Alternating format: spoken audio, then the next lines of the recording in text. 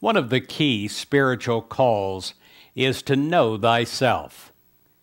When you truly know who you are, well, you will know the truth of your reality. So many times when we're growing in our body and in our spirituality, we begin by thinking, well, we're a weak person.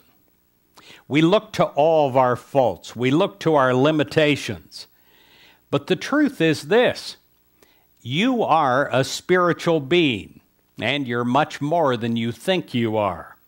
So instead of thinking and speaking of yourself in terms of weakness and limitation, I ask you to speak of yourself in terms of strength and call upon that inner reservoir that is in you to have the spiritual strength come through you.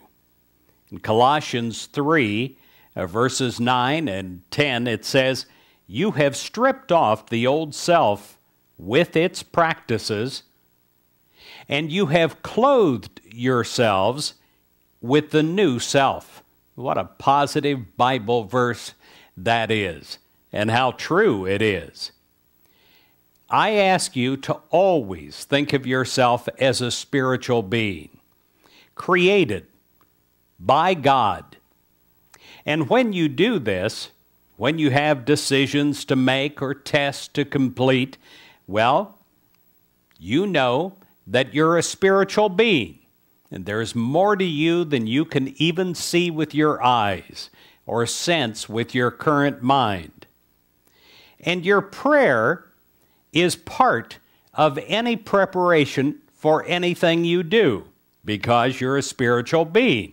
So when you have a project, when you have a test, when you have a situation in your life, well, you face it in a spiritual way first. And in times of prayer, you gain new insight into the real you, what you're connected to, the spiritual being who is capable and loving, peaceful, and ready for whatever is happening next. I pray today that you know thyself and that you have a broader concept of who you really are.